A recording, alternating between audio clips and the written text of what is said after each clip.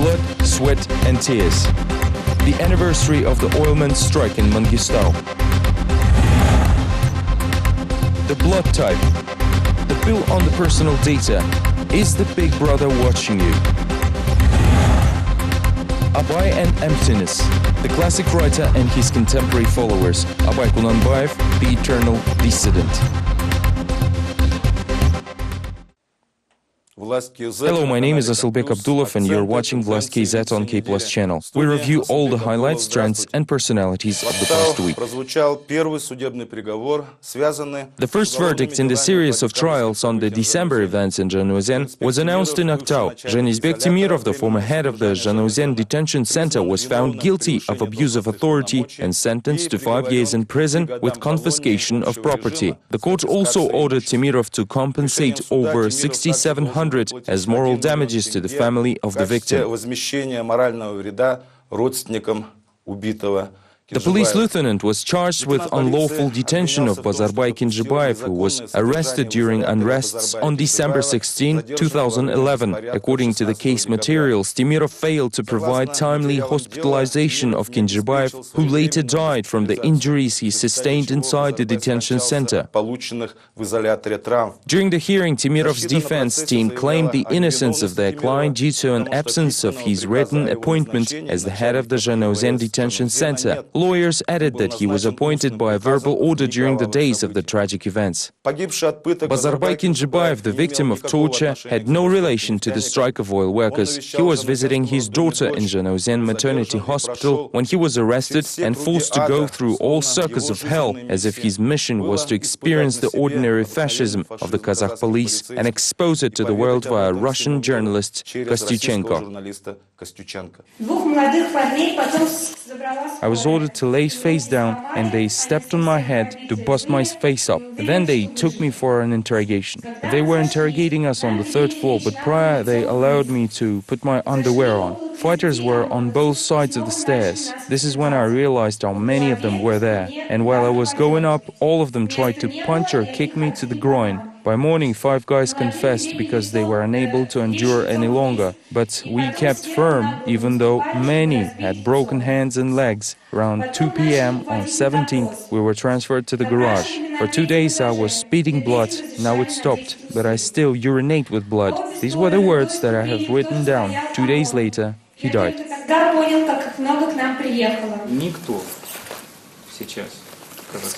If what you say is true, it will mean that in Kazakhstan there will be no force that would prevent these people who committed these acts to face the highest possible punishment.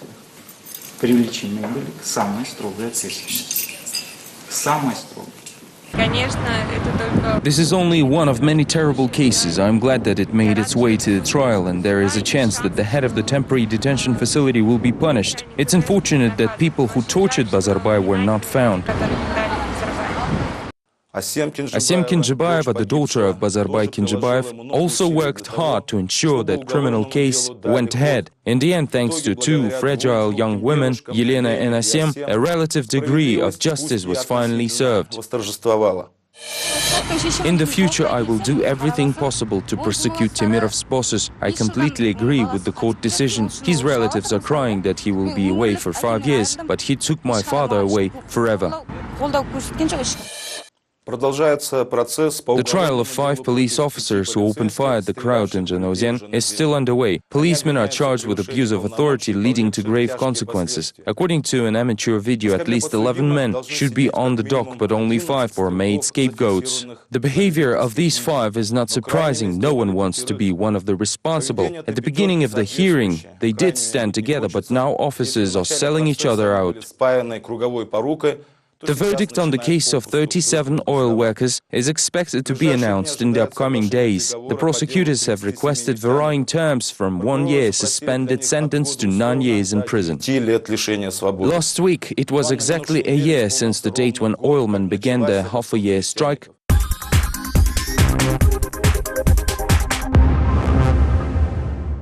The sign here says, "Thank you for your work." Quite a contradiction, isn't it? Strikes, unemployment and poverty are all around. Why thank anyone then? This photograph is indeed self-explanatory. Sponsors of the exhibit, photographer Asalkhan Abdrahimoli and journalists from Janauzian.net, were kicked out of their premises. The owners of a small cabin rented as an exhibit room have promptly canceled the contract, shut the doors, and let the dogs out.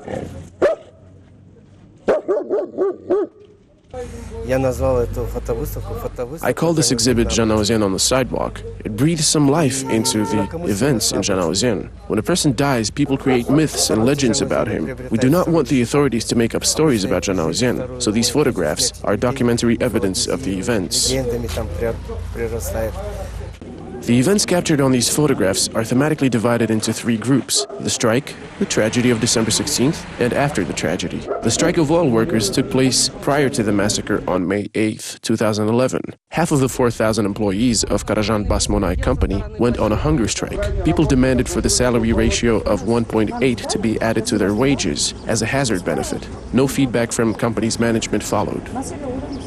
It doesn't seem clear why they would be so indifferent towards their own employees who were on a hunger strike since May 8th. They worked at hazardous locations every day. They were not examined by physicians. How could they be so indifferent and callous?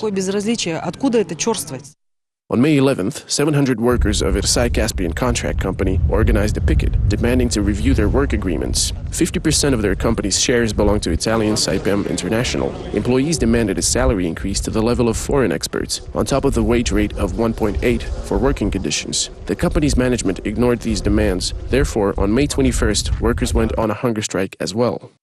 They say they pay $2,000 to their employees, and we demand to double it. Do we look like we're paid $2,000? On May 26, 3,000 employees of Ozianmonai Gaz expressed support to their colleagues. The workers of all three oil companies have similar demands and a common problem of poverty, which is particularly obvious in the west of Kazakhstan, with many of the oil pumping units and poorly furnished small towns, where you can commonly see children playing in the dumps. There is no fruit or vegetable production, therefore it is all imported and very expensive. Nobody seems to have control over it. With each salary increase, prices go up as well. However, leaders of the three oil-producing companies interpreted the actions of their employees as illegal, with local court even releasing a respective order. Yet the moods of the strikers have not changed. Moreover, their families also joined the strike. On June 5th, oil workers of the Karajan Basmonai and Irsai Caspian contract organized a peaceful rally next to Aktau local administration building, seeking justice from the Aktau region governor, Koshorbayev, in hopes that local authorities will resolve their labor disputes. Instead, the protesters were dispersed by the police. At the end of the day, 50 people were arrested, and 4 of the rally participants were taken to hospital after inflicting self-harm in protest. No official response followed the revolt in Mangistau. Instead of negotiations with oil workers, terrible events started to occur in the region. On August 3rd, Jacques-Shalik Turbayev, a drillman and trade union activist, was killed in his field office. The same month, Jean Saoulé, a daughter of another trade union activist, Kudarbergen Karabalayev, first went missing and later was found dead. Natalia Sokolova, the legal counsel who helped oil workers, was arrested by the end of the summer. The protest action that started in spring continued throughout the severe Mangistau winter. People stood at the Elan Square despite strong winds. On December 16th, the 8-month protest was forcefully discontinued at the price of 16 lives. The number of wounded is still unknown.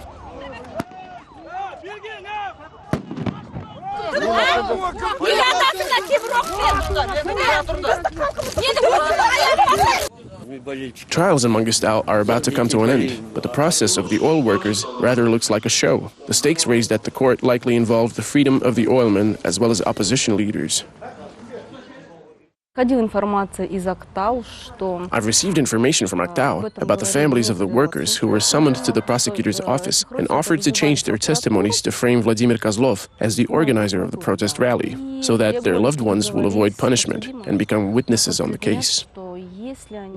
The spouse of Vladimir Kozlov plans to go to Aktau, where the arrested oppositionist has been recently transferred. In her opinion, the decision on Kozlov's imprisonment is currently being settled at the trial of oil workers. Vladimir Kozlov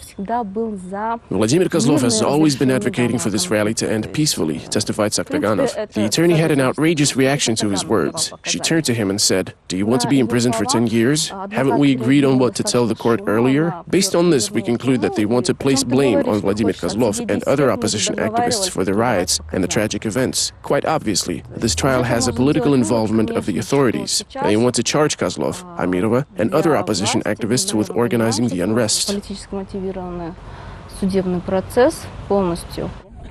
A scenario where the leaders of the opposition are blamed for the instigation of Mangistau strikes carries an important message for society. It implies that even in general, people cannot organize protests, but can only be victims of someone's manipulations that may result in bloodshed. Supposedly, this should discourage people from gathering for assemblies and putting trust in those who advocate such ideas. However, people seem to ignore this message.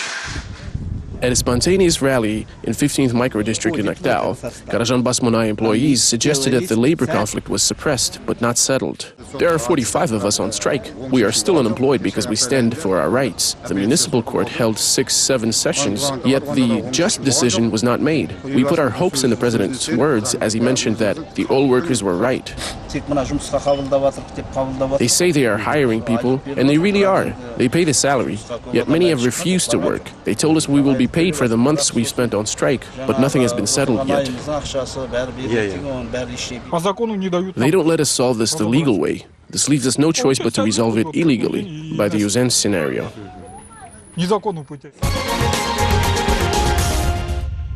Let's continue the topic of litigations. The rich also cry and sue each other, including even close family members of the head of state. The president's younger brother, Bulat Nazarbayev, has filed a lawsuit in the US court against his ex-wife Mayra over the apartment issue. Allegedly, she misappropriated Nazarbayev's $20 million apartment in New York. President Nazarbayev's ex-son-in-law, Rahat Aliyev, gave an interview to KpLus where he said that such cases are not initiated without the approval of the national leader. It is not the New York apartment at stake here, but the industrial giant in central Kazakhstan. I know Bulat Nazarbayev well. He is not a bad person. He is just an ordinary village resident from Chimaldan village, worked as a driver. To be honest, he is a very kind person, but President Nazarbayev uses him as his agent in different criminal shadow schemes. For example, I know that he was used as a nominal holder of Kazakhmys shares. Obviously, Bulat doesn't do that on his own, but lawyers who work for the Kazakh president and his advisors, including Bulat Utimiratov. It is them who are involved in these games behind the scenes. This is already the third or fourth wife of Bulat Nazarbayev. Her name is Mayra. They have a son, and she currently wants to have a share of Nursultan Nazarbayev in Kazakhmys, even though the nominal shareholder is Bulat. This is not a question of $20 million, even though for an ordinary Kazakh citizens this amount is unreachably high to pay for an apartment in Manhattan, in the US, bought back in 2008. Nazarbayev's family has the same real estate in France, London, Spain, in United Arab Emirates, Turkey, Germany. Mayra, Bulat's ex-wife, encroached upon a piece of Kazakhmys pie. We are talking about billions of dollars here. This is the reason for rapid retreat of Vladimir Kim, who is also a treasurer and an envoy. In general, everything started to fall apart after the death of Vladimir Ny, the former head of presidential affairs, who was also responsible for the privatization of Kazakhmys. Experts believe that deeper processes linked to the assets of the ruling family stand behind the property disputes of the former spouses. These processes could possibly indicate the new large-scale property ownership redistribution. Observers say that the family turned to their Russian partners, the puppet oligarchs of President Putin, in search of guarantees. This explains the sudden interest spike in Kazakhmys expressed by the Russian Metal Invest. Next on Vlast KZ. The blood type, the bill on the personal data. Is the big brother watching you? Abay and emptiness. The classic writer and his contemporary followers. Abay Kunanbayev, the eternal dissident. We will be back after the short break. Stay with us.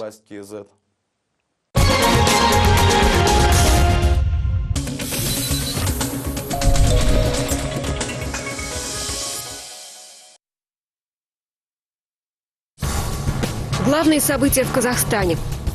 Достоверные факты. Эксклюзивные комментарии. Читайте в Казахстане информационно-аналитический портал «Республика». Чтобы обойти блокировки, воспользуйтесь доменом respublicas.info. Вы окажетесь на так называемом прокси-портале. Специально разработанные канадскими специалистами по интернет-технологиям, прокси-порталы помогают пользователям получать информацию в тех странах, где блокируют интернет-ресурсы. В Китае, Иране, в Казахстане. Вы принимаете условия использования системы и попадаете на страницу информационно-аналитического портала «Республика». Материалы интернет-портала также доступны пользователям всемирной сети Facebook. facebook.com/respublica.kaz. Если вы хотите поделиться информацией, вам есть что рассказать, звоните в редакцию «Республики». Наши телефоны в Казахстане +7 727 273 92 95, в Москве +7 495 621 87 03. Новости Казахстана на казахском языке смотрите в 21:00 и далее каждый нечетный час.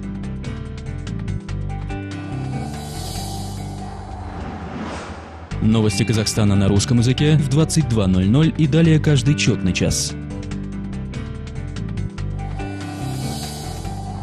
Новости Казахстана на английском языке смотрите в 16:30, 17:30, 18:30 и 19:30 со вторника по субботу. Время Астаны.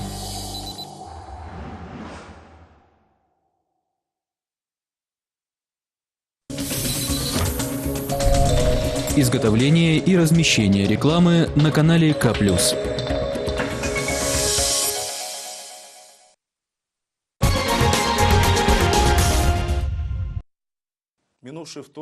This past Tuesday, the country's MPs were presented with a bill on personal data drafted by the Interior Ministry.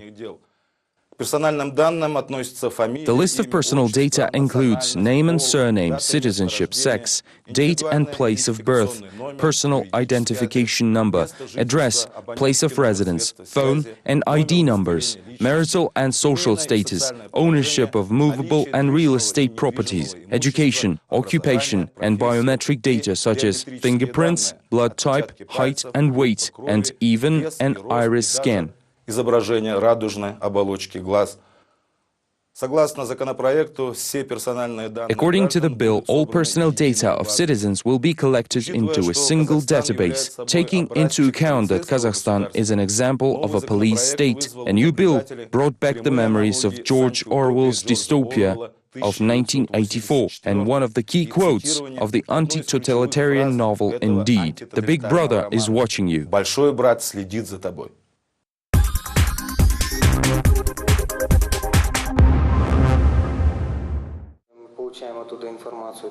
It is 3 p.m. at the lower chamber of Parliament of Kazakhstan. Representatives of the Interior Ministry, General Prosecutor's Office, Supreme Court, and a host of other departments are on the floor. A new bill on personal data is presented to the MPs. It takes less than an hour to realize that this bill may well become one of the most controversial in the history of the country. Indeed, according to the document, personal data will be registered in an integrated database. It takes quite some time to just list all of the data that needs to be collected about each citizen of Kazakhstan. Last name, first name, patronymic if available, nationality, gender, date and place of birth, individual identity number, legal address, place of residence, subscriber number, ID number, marital status, movable and immovable property, education, profession, papillary finger pattern, iris pattern, DNA structure, photograph, and signature. Some MPs counter-propose to expand the list further. For instance, convictions, debts, and even the amount of owned shares, if any, and right up to sexual orientation, could all end up in the database by all appearances. It is still unclear which of the MIA and intelligence service officials will have unlimited access to these documents. In the meantime, this system is planned to be used by several ministries at the same time. None of the designers of the bill were able to guarantee the integrity of national officials when using this information.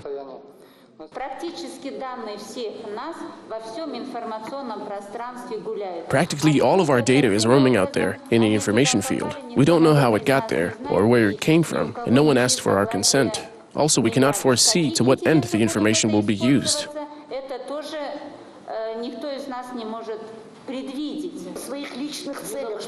If it's used for personal gain to blackmail someone, that is when you need to identify a person who is in the system.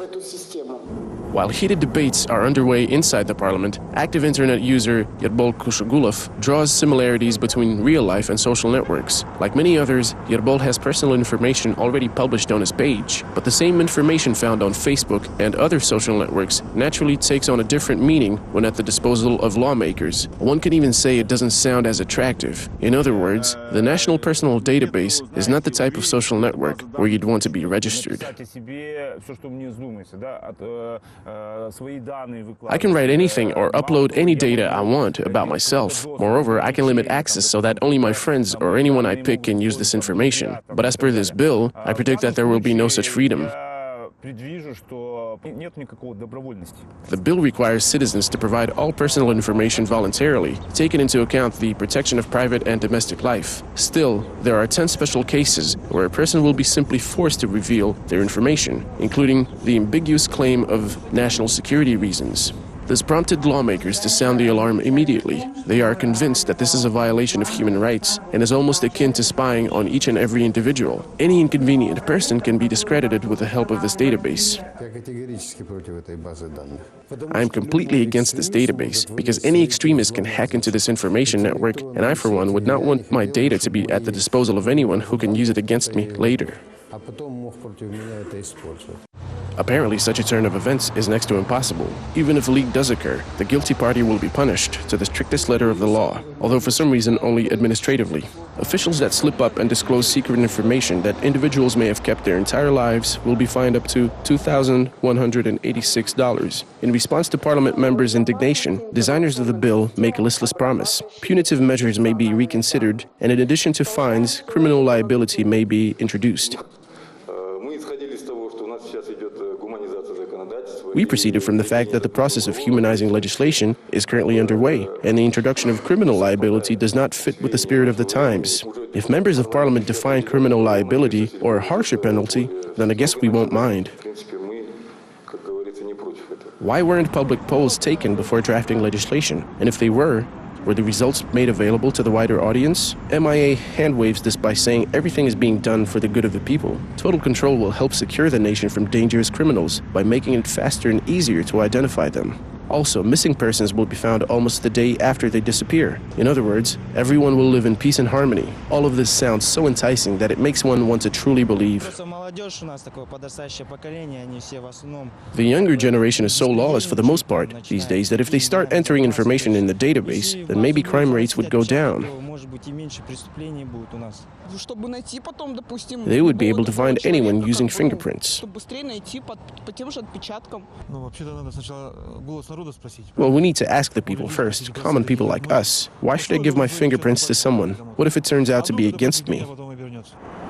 The new reality could be around the corner. After the debates on the bill in the lower house of parliament, it will be sent to the Senate and then finally, if approved, to the president's desk. Although judging by the philosophical mood of certain senators, the document will not be delayed in the upper chamber. We are all under the watchful eye from the day we are born. Personal record is kept since the data entry in the maternity hospital, so there is no need to worry. On top of everything, experts worry that firmly rooted corruption will affect the system as well. For a certain price, officials with a tainted history could edit their information, and yet again, a good idea will turn out to be just another farce. The road to hell is paved with good intentions. This is what the government is carrying out. It wants to follow everyone like in George Orwell's 1984, where Big Brother is watching. This is an enormous restriction to human liberty. Even MIA representatives admit that the current protection of personal information is weak. Lists of Kazakh citizens' home phone numbers are available for purchase online. Local bureaucrats freely publish entries on utility debtors, not to mention the information dug by the media, officials note. But the population is so used to all of this that it no longer considers these facts as violations. Nevertheless, submitting fingerprints and conducting other biometric procedures still brings up clear and unpleasant associations in the country's citizens.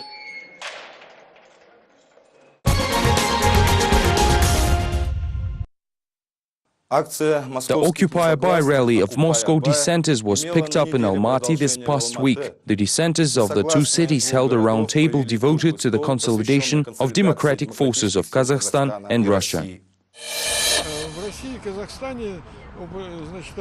Russia and Kazakhstan both have authoritarian rule. In some aspects, it is already totalitarian when the peaceful rallies are being gunned and political repressions flourish. There are dozens and even hundreds of political prisoners in these countries. This is a serious call for the society. So because we're fighting the same problems, we should at least share our experience and support each other. Opposition is not capable of changing the regime, but the society is, the citizens of Russia and Kazakhstan. I believe that when 1 million will enter the streets of Moscow, the dialogue will begin. If they can gun down 1,000 people like in Zhanaozen, well, it is impossible to do the same with 1 million people. They will have no choice but to sit down and discuss. I'm a supporter of peaceful revolution, so in Moscow we need to gather 1 or 2 million people. Only this way we will be able to achieve dialogue.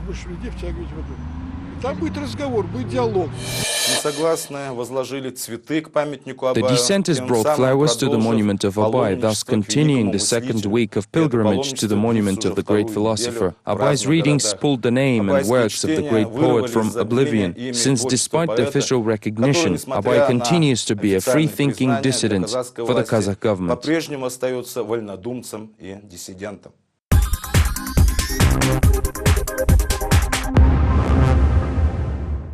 Өлең шіркін өсекші жұртқа жаяр, сырымды тоқтатайын айта бермей.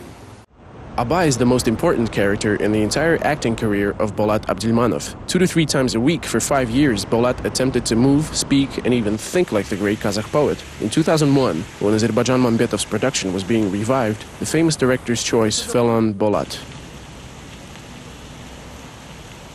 И вот этот момент, когда я поднял вот эту юрту, He helped me so much when I raised this yurt and the round latticed wall. The music in the production is composed by Gaziz Rubanov, and music is half of the success. When there is a lack of emotion or acting skill, music conveys everything. It really helps. And at that moment, people cry along with me. I really do feel that. Abdilmanov's rendition of Abai drew high praise from critics. The show was sold out for every performance. However, in 2006, Bolat was invited to take part in a feature film, and the production was cancelled, leaving the theater without its Abai. Abdilmanov wanted to continue working free of charge just to make sure that the audience see the play, but the talks with the administration fell through. Later, when I was approached with other offers, I turned down many plays. To commemorate the 150th anniversary of Abai, the Kazakh Culture Ministry commissioned Kazakhfilm to produce 2 documentaries about the great poet of the steppe. Director Bakhit Kairbekov explains how he immerses in the material and approaches Abai. Воспитывал бы, если бы знал, как и чему их учить. In the end, Kairbekov decided to show Kazakhstan in the 90s. Poverty, shop tourism, disintegration and hunger, all using Abai's words of edification. The 2 films, shot from a seemingly inappropriate ideological standpoint, are yet to be released. On the other hand, the official bronze Abai is being displayed much more often as a symbol of everything Kazakh. The commemorated Abai, one that is always in the minds of everyone, standing on his pedestal, mighty and great, is depicted in the film as a very lonely man who could not find a companion that would match his abilities. And the film was titled accordingly, In Search of a Companion.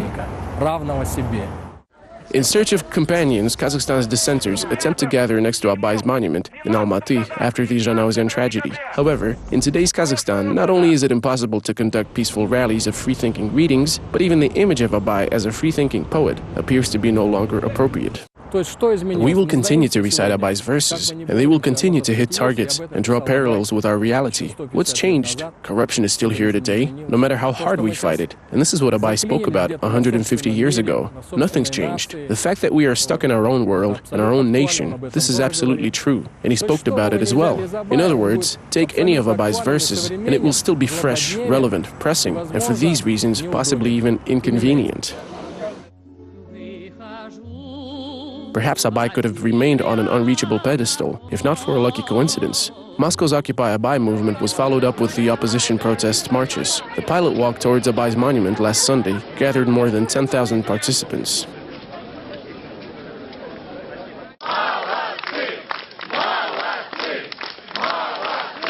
As a result, the event near Moscow's monument to a Kazakh philosopher was met in his homeland with distemper. What happened in Almaty? Same people, same faces, same slogans. We seem to be changing, but there are no changes per se. Abay cannot be attributed to the opposition. He was not an oppositionist. He was a dissident. This is a great tragedy of a man who found himself in the midst of ignorance, yet we are now attempting to give it political undertones.